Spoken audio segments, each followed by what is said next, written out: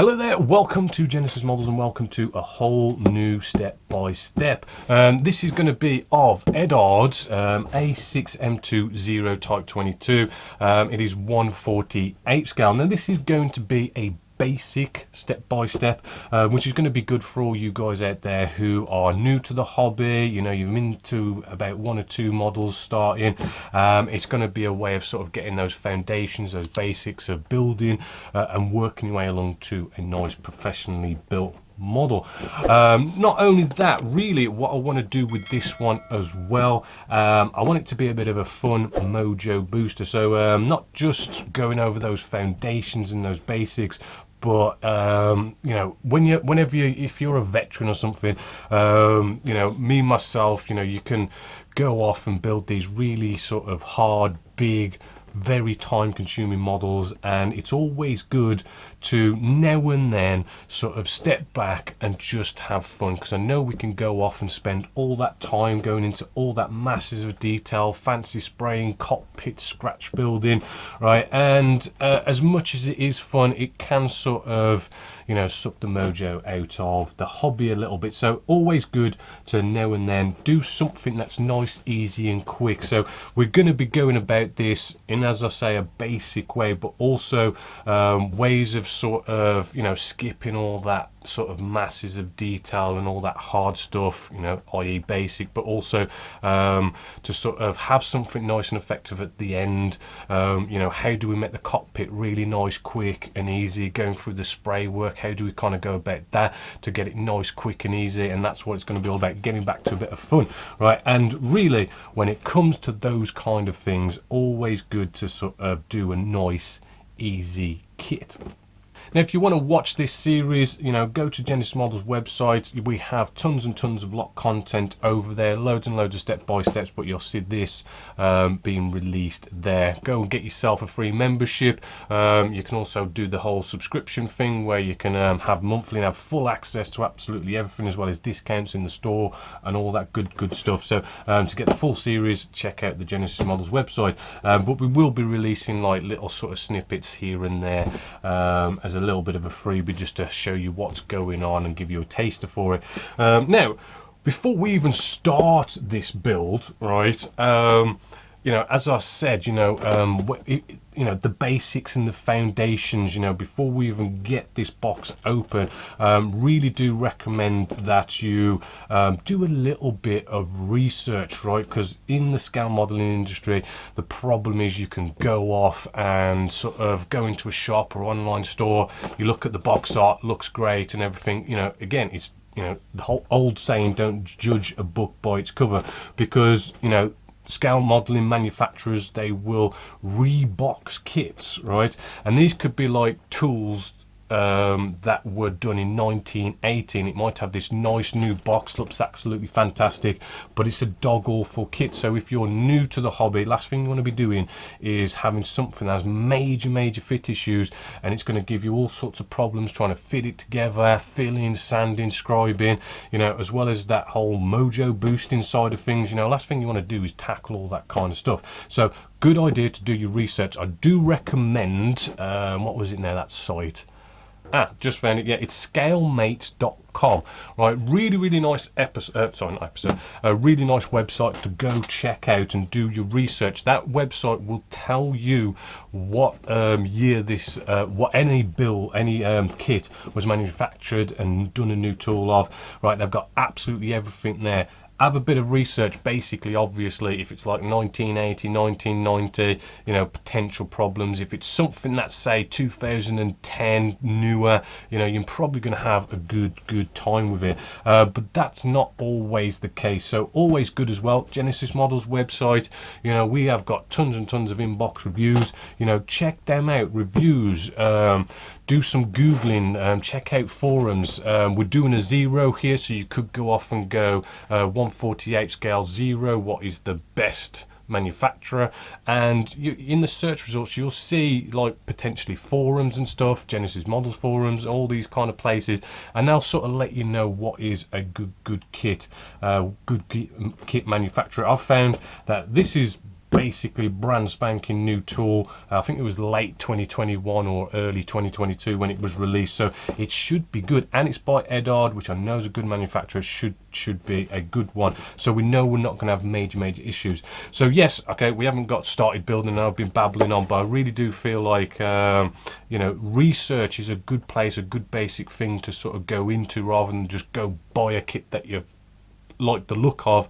Bit of research kind of saves a lot of time, but at the end of the day, you know what, you go off and so you can buy whatever you want. I'm just giving a bit of advice, because I'm telling you, the amount of times I've had emails from people going, what would you recommend as the first kit, and them like going, oh, I'm thinking, and strangely 8 times out of 10 I'm thinking an F14 Tomcat, which, you know, as a first build, it's a big hard build with loads of potential.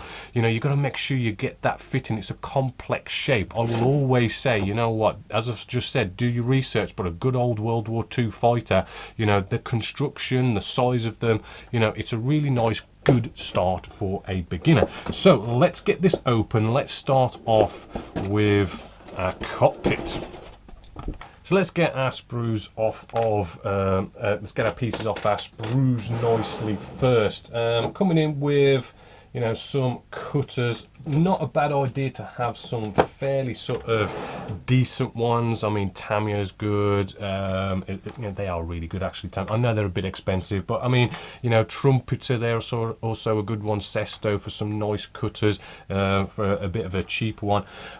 Looking at the instructions now, Eduard is quite good in their instructions. They're nicely in colour, and they will sort of show you and guide you through quite nicely. But here we have, we've got B12, so we find sprue B, which bring you in, you can just see we have a nice B on there, and then 12, right, nice and basic, right. But when we cut these off, right, we don't want to be going right up, right, we don't want to, let's get this out of the way, right, we don't want to be going right up to the actual piece, right. If we go right up to the actual piece, we could potentially damage the piece, right. So we want to sort of bring this up a little bit, so we're leaving, as you can see, a bit of the sprue on the piece, right, and this is just so as we can tidy that up nicely later on. So a nice cut, right, leaving that little bit of a piece of the sprue,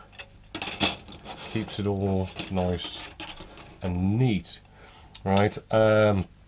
Also, I know some people, you might hear about sort of washing your sprues and all this kind of stuff.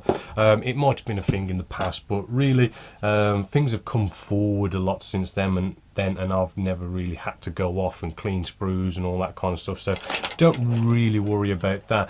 Now, removing the tabs, right, that we've got on here, right, to remove them, there are a couple of different ways to do that, right. I tend to use the blade, right, but when you use the blade, again, don't go right up to the piece and start hacking into it. Shave it first, right, sort of shave that off until you sort of get really close to the plastic, and then you just get that nice and neat. But, you know, maybe sort of get it so close and then stop. Now with these Eduard's kind of cool, because their tabs are actually sort of on the inside there, which does save the detail, the surface work quite nicely. So again, I'm just shaving it, not cutting straight down to it, I'm shaving it close, right. And you know, if you're competent with a blade, you know, you can just keep shaving at this, right, and then you can turn to a 45-degree angle like I do, and we can just scrape that last little bit that's just right by the piece, right, and that's how I like to do it. But there are, as I say, other ways. Another way is, you know, again, we've got another bit of a tab left over there. You know, another way is, you know, shave off sort of most of it, sort of get it close to the surface, right, and then I know some people like to get out some sanding sticks. We can start off with, I mean, we've got all sorts of sanding sticks going on here. I mean, you can just use some cheapo ones, right? But we do have like sort of like skinny sticks like these. They are sort of nice and thin. We've got all sorts of, they come with all sorts of grits.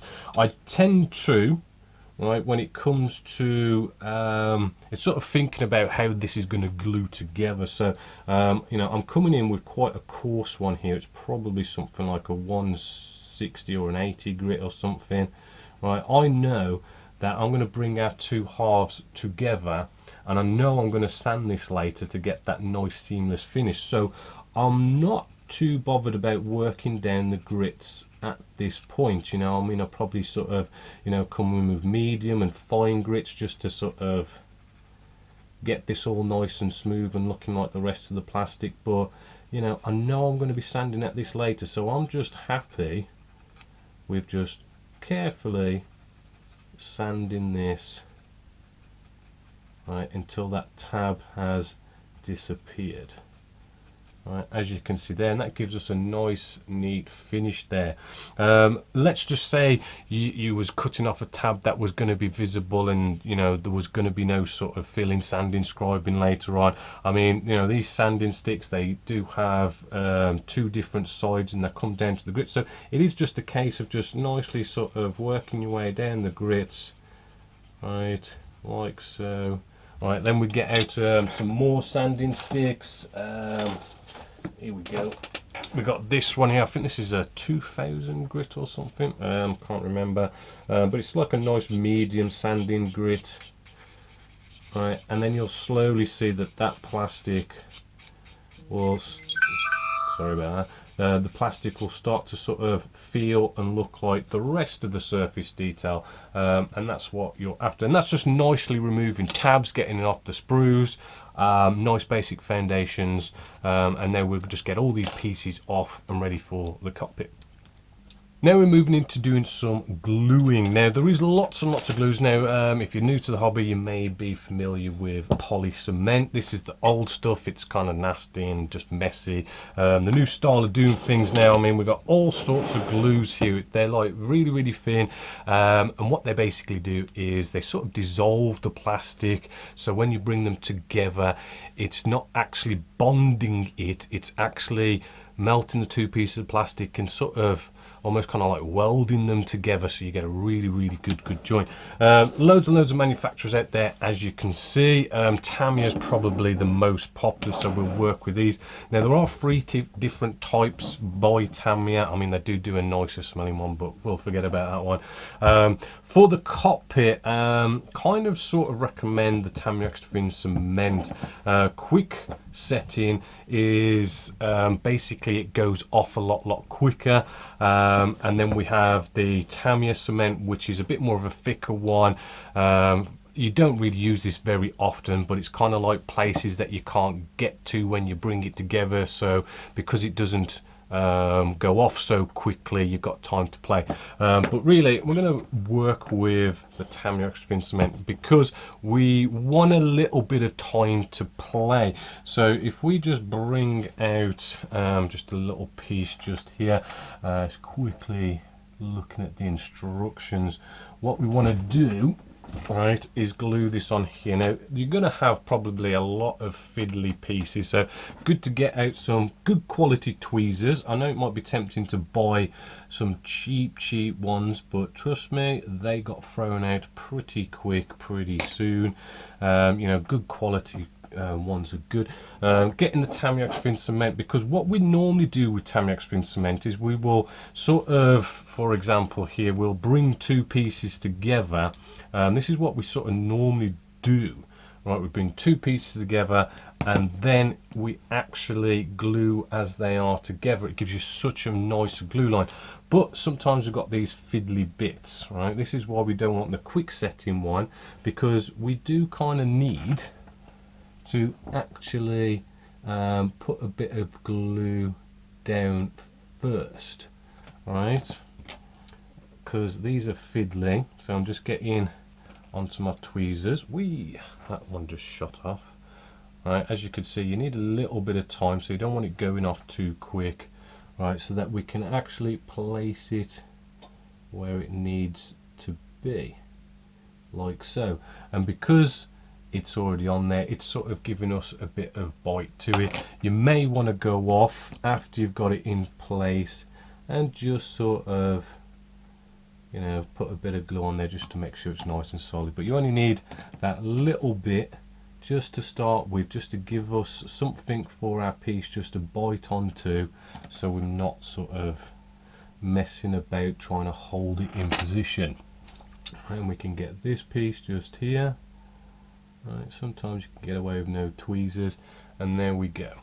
Right, and then we could come in and just dab the sides there. Now this piece does go with our seat, so not only by having the original, right, we've got a bit of time to play, it also means that, you know, because we've got this seat just here, this needs to be placed on here in just the right way, so you've got a bit of time. As you can see, you can still sort of move these without it going off too quickly, to be able to sort of play with it and get it in just right. Whereas if we used the quick setting, which I do like to use, right, it is good in a lot of cases, but sometimes you just need a bit of time to play with it. So we're moving along with our pieces now. When you sort of start scale modeling, you want to sort of do things in the right order and give yourself the best accessibility to be able to do this. I mean, first off, things like this, when building up our cockpit area, right, these pieces are going to go on here, and it's going to want you to sort of glue them on like so, which is going to make this look rather cool.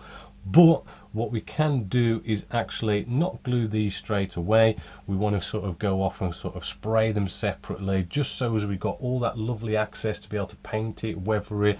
By them being separate, we've got all that excess, rather than gluing it all together. And you can just imagine we sort of get our seats in here and everything. It's going to be so hard to access everything.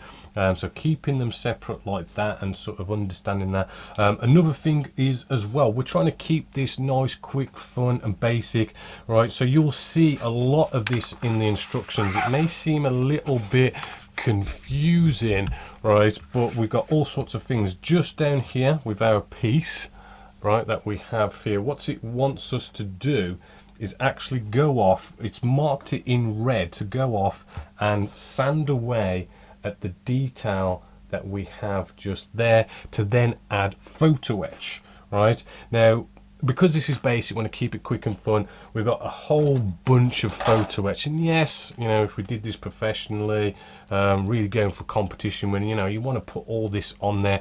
But what we're going to do, we're only going to touch on photo etch just lightly. I just want to put on the big pieces of photo etch, the big pieces of impact, right, and not be faffing around going off and doing all these little tiny pieces and taking hours and hours and hours, right, because we're going to close this canopy. I'm going to put a pilot in there so as it sort of hides everything, so we don't have to go too much into it. So only the big pieces of photo etch, biggest pieces of impact, all these little bits, forget about them, right? So where it wants us to sand away that detail, just there is no harm in us going off, painting it ourselves, weathering it up ourselves, makes it quicker and easier. So it does look complicated, but just kind of you know, skip it if you want to. I do recommend if it's like one of your first builds.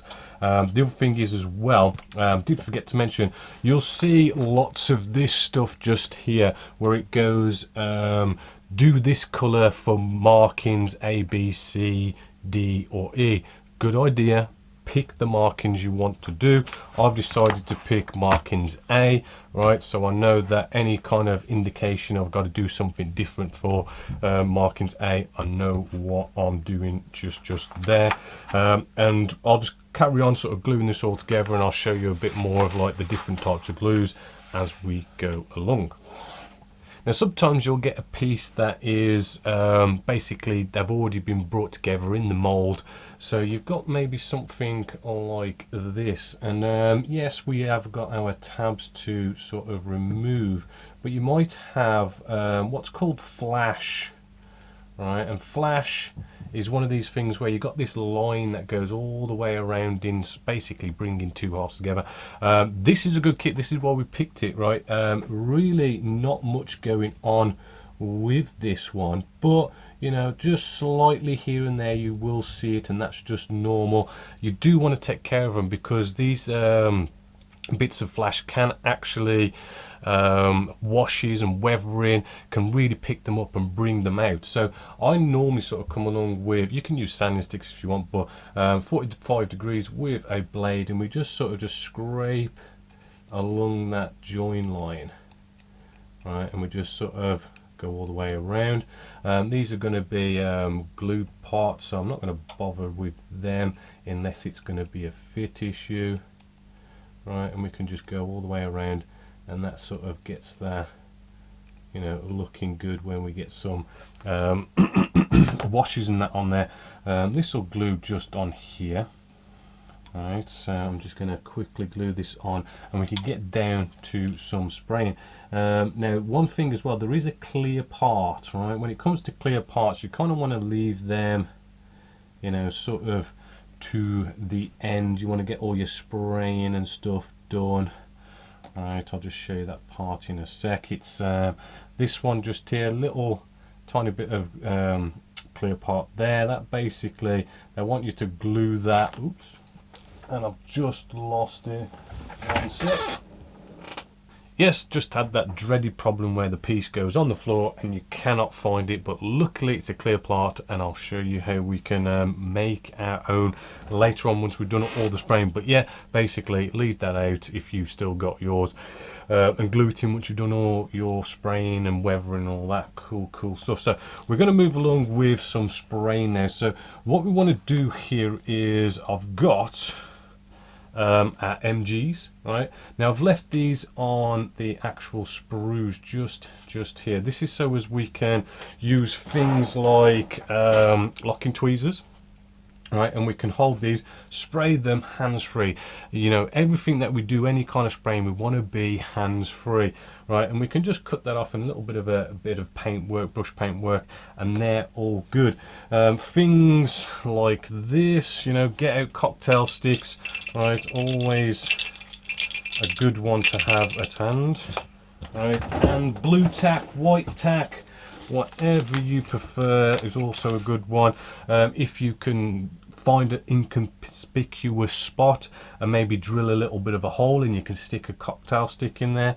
But you know, we have pieces like this that we can just simply, you know, get that bit of white tack here, get it to stick down, and again we have hands free. And I'm just going to do that to all our pieces, and we're going to get out the airbrush.